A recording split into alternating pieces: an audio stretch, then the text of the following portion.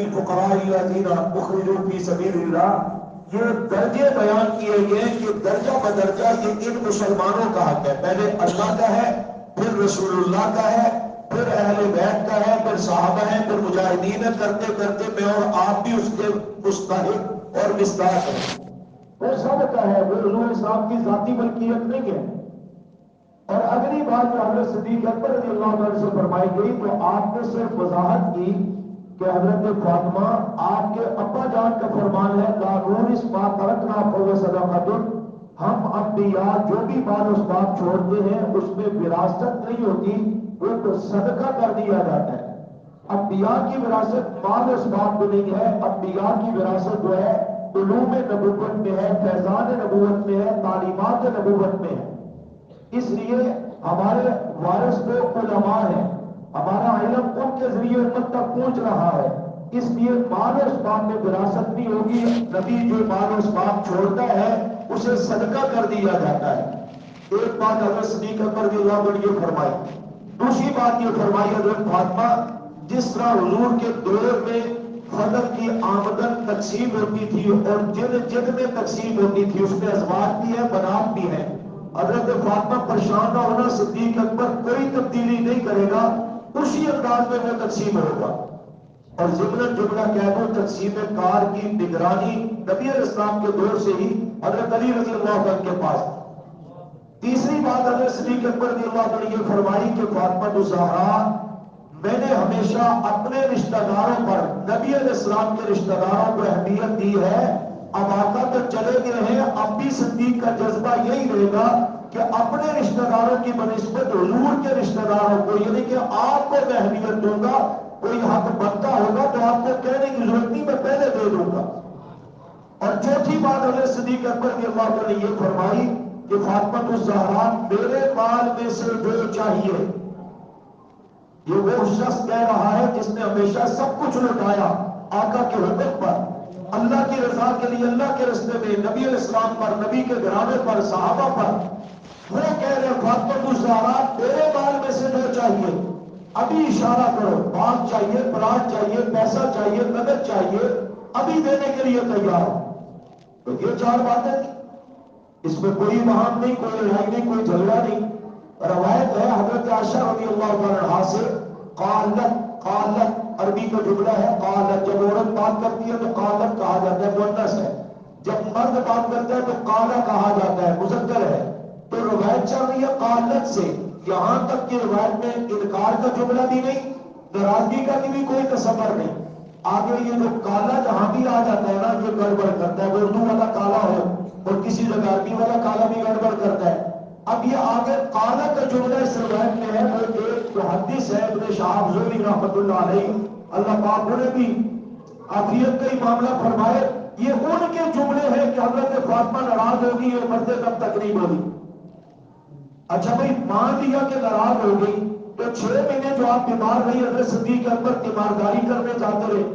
حضرت فاطمہ کی خدمت پر اپنی بیوی اسما بنت امیس کو مقرر کر دیا اور اسما بنت امیس ہی کو حضرت فاطمہ نے کہا میرا جنازہ فوت ہو جاؤ تو رات کو اٹھوانا، دن کو نہ اٹھانا تاکہ میری چرپائی پر کسی غیر محرم کی نظر نہ پڑے، اور میرے جنازے میت پر جو چادر ڈالیں گے وہ تھوڑی اونچی کر کے ڈالنا تاکہ میت بھی نظر نہ آئے. حضرت اسما بنت امیس نے فرمایا تھا کہ اگر فاطمہ پریشان نہ ہو، میرے ذہن میں ایک طریقہ ہے، میں نے کسی ملک میں دیکھا تھا، میں اس طرح کروں گی تو معاملہ ٹھیک ہو جائے گا. حضرت فاطمہ نے کہا مجھے بتاؤ کیا طریقہ ہے. انہوں نے بتایا عمل کر کے دکھاؤ. درخت کی ٹہنیاں توڑی، چارپائی پر یوں کوہان کی طرح لگائی، اوپر چادر ڈالی جس سے چادر اونچی ہو گئی، میت نظر نہیں آئی. آج کل آپ کی مساجد میں جو میت کی چارپائی ہے اس کی جو دیواریں ہیں یہ کسی وجہ سے ہے، یہ اسما بنت امیس کی ایجاد ہے حضرت فاطمہ کی ڈیمانڈ پر. حضرت فاطمہ دیکھ کر صدیق اکبر کی بیوی کو کہتی ہے جزاک اللہ ماشاءاللہ، چہرے پر مسکراہٹ ہے. فرماتی آپ نے تو میرے دل کی گرانی کو دور کر دیا.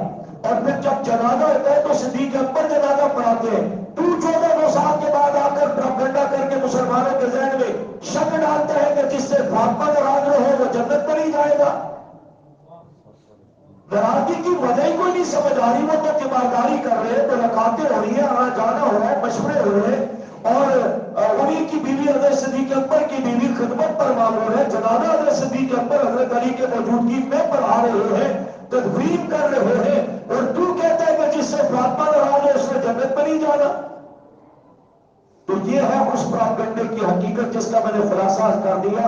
مزید تفصیل سمجھنا چاہیں گے تو مولانا بھی موجود ہے، مجھے کہیں گے کہ آپ پر اس پر آپ کے سوال جواب بھی ہوں گے تو انشاءاللہ پوری بات بتاؤں گا۔ تو میں عرض کر رہا تھا، وہ کہتے ہیں جنت میں نہیں جائے گا جس سے فاطمہ ناراض ہو۔ یہ جملے راوی کے ہیں، یہ اصل روایت کے نہیں ہیں، ایک یہ بھی اس پہ کمزوری ہے، لیکن جس سے ناراضگی کی بات کی جا رہی ہے میں نے وضاحت کر دی کہ ان کا آنا جانا ہے، تیمارداری ہے، خدمت ہے، جنازہ ہے، ناراضگی کا تصور ہی نہیں ہے۔ پھر تو اس بات کو بہانہ بنا کر کے کہ باب فضل کا حق نہیں دیا، اگر حق تھا تو حضرت علی نے کیوں نہیں لے کے دیا؟ ابو بکر اور عثمان کے دور میں تو ترتیب اسی طرح رہی، جب خود حضرت علی خلیفہ بن گئے آپ نے کیوں نہیں لے کر کے بیٹوں میں کو دیا کہ اس وقت تو چلو میرے اختیار نہیں چلا، اب تو میں خود خلیفہ ہوں، آپ نے کیوں نہیں دیا باغ فضل حضرت حسن اور حضرت حسین رضی اللہ تعالی عنہما کو؟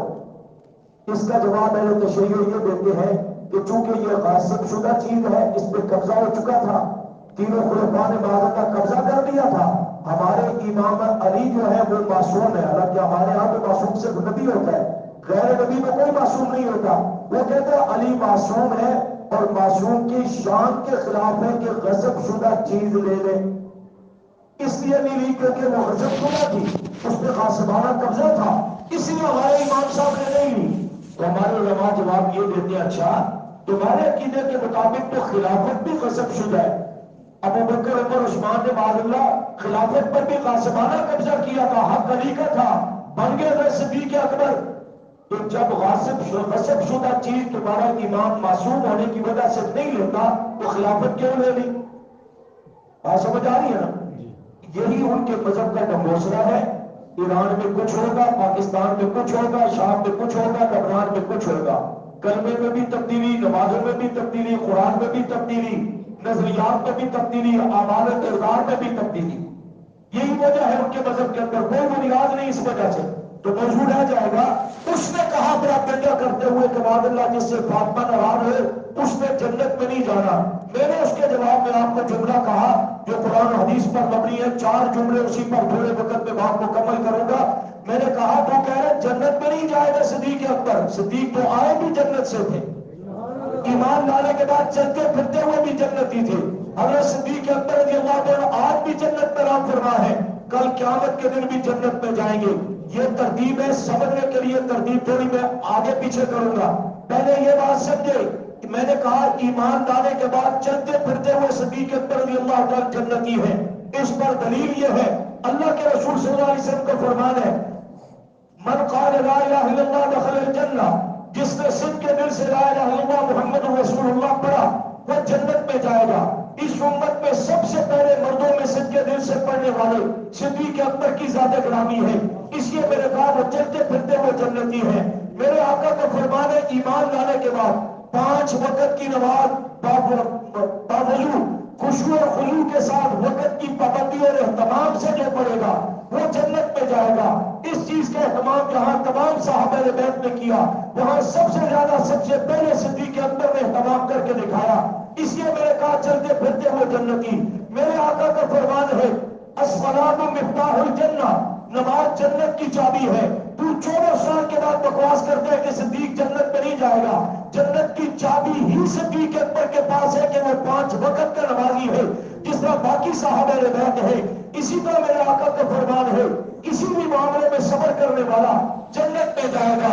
حضرت صدیق اکبر رضی اللہ تعالیٰ کو مکہ مکرمہ میں نبی علیہ السلام پر ایمان لانے کی وجہ سے اور کافروں مشرکوں کے سینوں پر کھڑے ہو کر کے اللہ کی وحدانیت کا ڈنکا بجانے کی وجہ سے مارا گیا، پیٹا گیا، لو لہان ہوئے، بے ہوش ہوئے، ہوش میں آئے، تب بھی صبر کیا اس مصیبت پر۔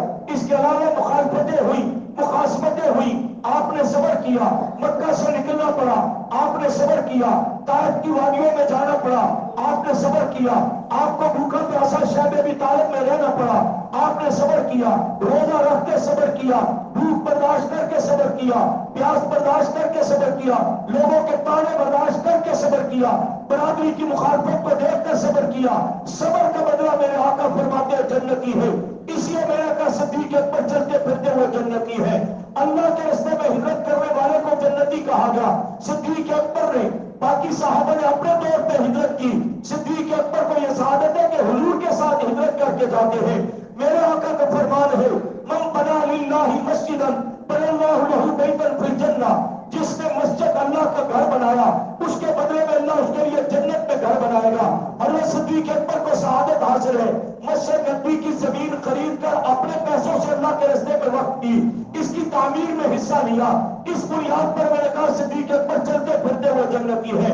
حضرت صدیق اکبر مجاہد بھی ہے، سارے غزوات میں حضور کے ساتھ شرکت کر کے جہاد کیا، استقامت کا مظاہرہ کیا، مجاہد کے لیے بھی جنت بتائی گئی۔ صدیق اکبر چلتے پھرتے جنتی ہے، ہمیشہ سچ بولا، صداقت کے پیکر ہے، سچ کے بدلے میں بھی نجات اور جنت ہے، اس لیے صدیق اکبر چلتے پھرتے وہ جنتی ہے۔ میرے آقا صلی اللہ علیہ وسلم نے فرمایا، حضرت علی رضی اللہ عنہ کے ساتھ مسجد سے باہر جا رہے تھے، فرمایا علی ایک بات بتانا چاہتا ہوں، ابھی ظاہر نہ کرنا، موقع آئے تو بتا دینا۔ جی آقا فرمایا وہ سامنے دو شخص آ رہے ہیں، ان کے متعلق میں آپ کو بتانا چاہتا ہوں، یہ دونوں شخص جو ہیں سیدہ قبول اہل الجنہ، انبیاء کے بعد جنت کے بوڑھوں کے بزرگوں کے سردار ہوں گے۔ حضرت علی فرماتے میں تجسس بڑی نظروں سے دیکھتا رہا، یہ آنے والے کون ہیں، یہ خوش قسمت کون ہے۔ جب وہ دونوں بزرگ قریب ہوئے تو میں نے دیکھا ایک ابو بکر ہے، ایک عمر ہے۔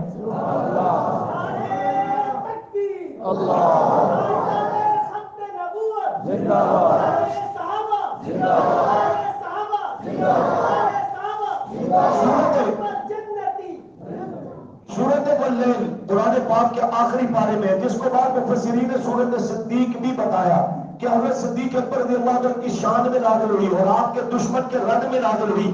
اس کے 3 جملوں پر غور کریں۔ اسی سورت میں اللہ فرماتے